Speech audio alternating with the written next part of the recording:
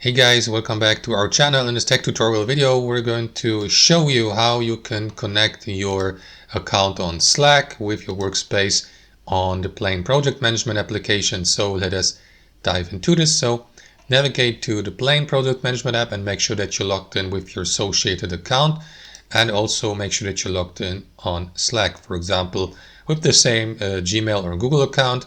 So what you want to do after that, guys, is navigate back to your workspace here on plain, select it in the top left corner, access its settings by clicking into this button to the left, and here navigate to workspace settings.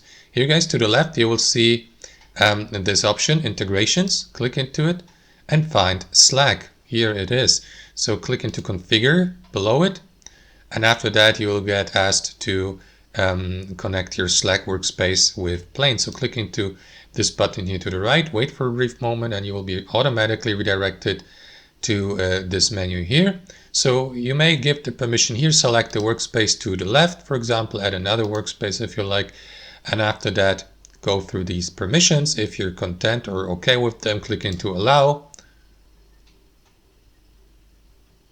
wait for a brief moment.